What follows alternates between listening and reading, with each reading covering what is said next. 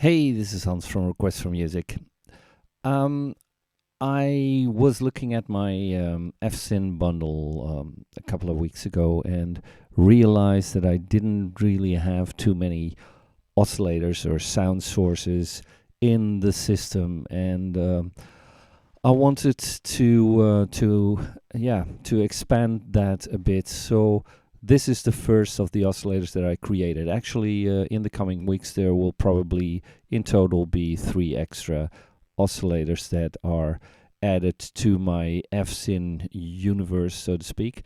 And the first one that I already showed a bit was the draw a wave, which had the option of drawing a wave yourself. The next one will be the F Prism, and as you see, the normal price will be $10, and if you own the FSyn bundle, it will be cheaper than that, but you'll have a look at that later probably. Anyway, what it is, the F Prism is a multi-layer chaotic oscillator. There's 3 oscillators in their stereo that combine stuff like the normal waveforms, but with wave folding and resonators and all kinds of stuff in there. So this is actually the preview of the documentation that is in the system that I try to keep track of as close as possible. So let's have a look at it. I placed some standard elements in here because I always like my delay and reverb, not mine in specific, but just delay and reverb to add to the sound. So let's take my F Prism out and put it in here. So in the Prism there's a pitch input, a velocity input, and a gate input, and there are a couple of parameters that you can work with. Obviously a transpose, which has its own input as well, and behind certain inputs there are knobs that you can set. So here you see that you have your velocity that you can set, and here you have the transpose modulation. So this is the gain that you can set of that. The next one is the emotion, and the emotion is a part that that works on that chaotic part of this oscillator. There's the width from those oscillators that you can handle with the width knob. So let's dial those all back first.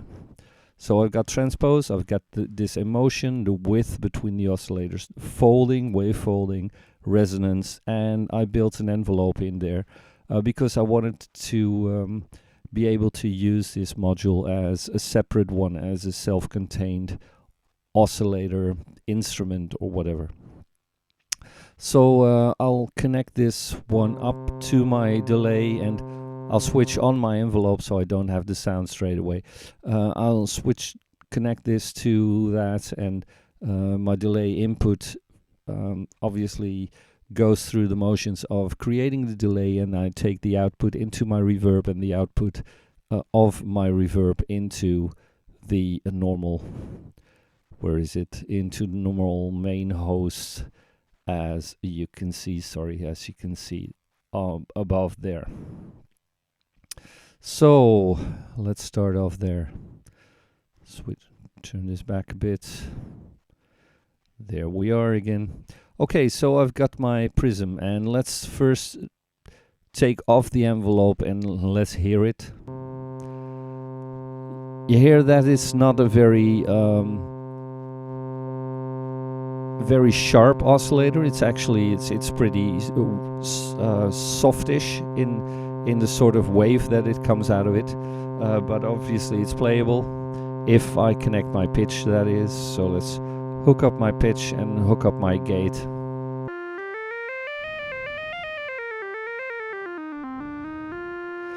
And that's not really special, but obviously the special stuff is coming up when I turn these values on. Let's use my envelope. So it's playable, and let's dial in some of the delay stuff and the reverb stuff. So I have to compensate a bit.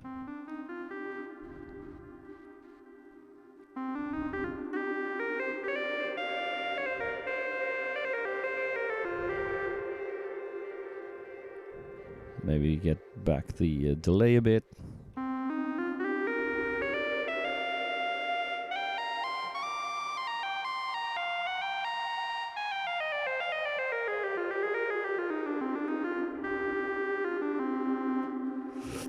Something like that. Let's turn up the volume just a bit more.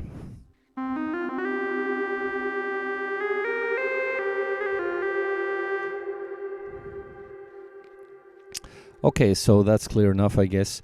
So the first thing is obviously the transpose. So yeah, it has quite a range. I think it's 5 oscillators up and or 5 octaves up and 5 octaves down. So there's a lot of range there, and I might create a different oscillator just as an LFO, and thinking of a graphic way of creating that as well later on. So that will be added to my universe later on. But first of all, let's take this sound and turn on that emotion part, which I said was sort of a chaotic behavior of the separate oscillators that are in there.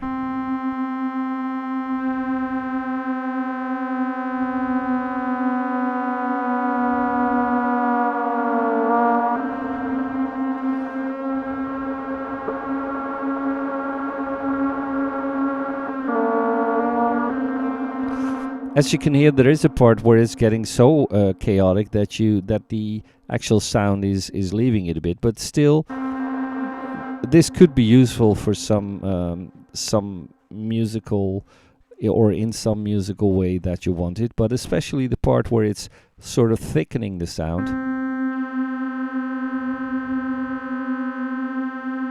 That could be pretty interesting, I guess. So let's take that back. So the next one is the width of the oscillators, and actually that indeed widens it.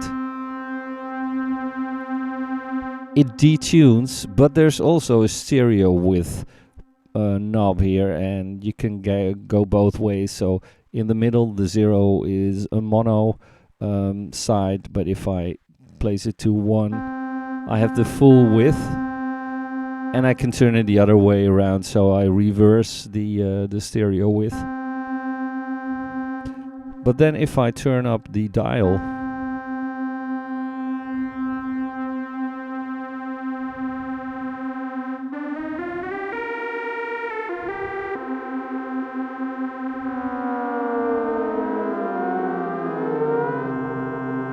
and it can go up all the way up to an octave up and down.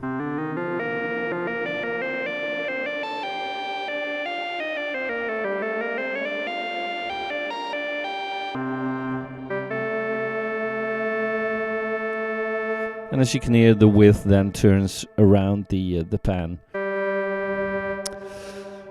So that's the width in itself. Turn that back again. Then I've got my folding.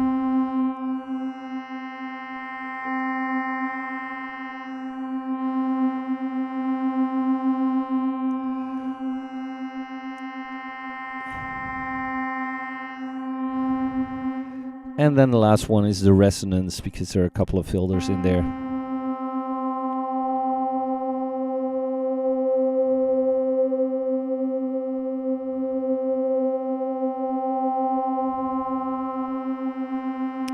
And the nice part obviously starts to work when you use all of those together, and then maybe even use modulation in there. So let's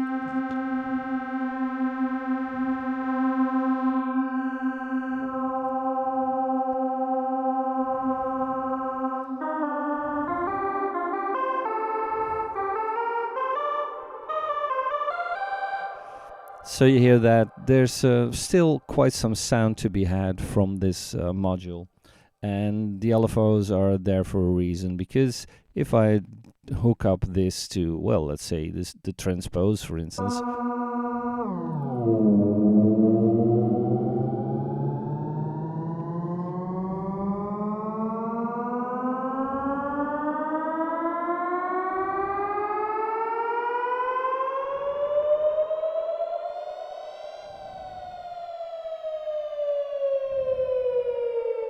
That obviously just does just the transpose. Let's put it into the emotion. 1.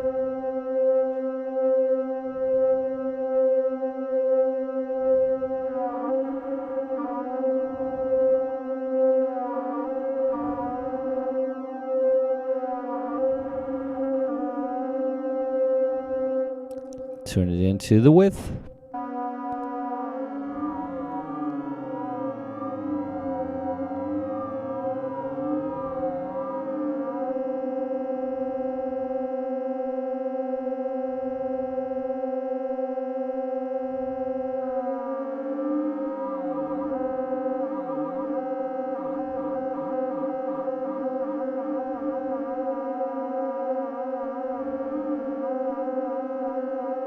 Let's turn it into the folding part.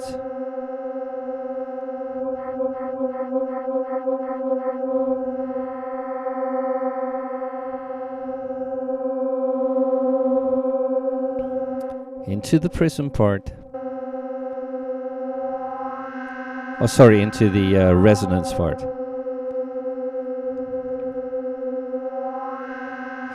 And now let's get an extra one into the width.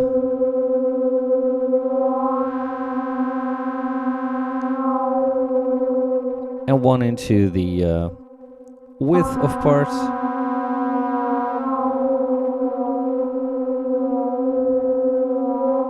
Let's put one into the emotion as well.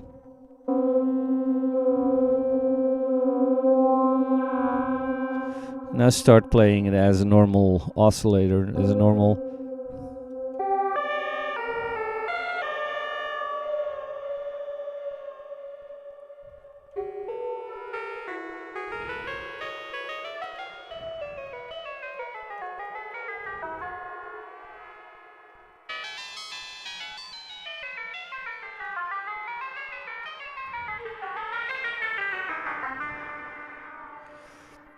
So yeah, there's quite some tones.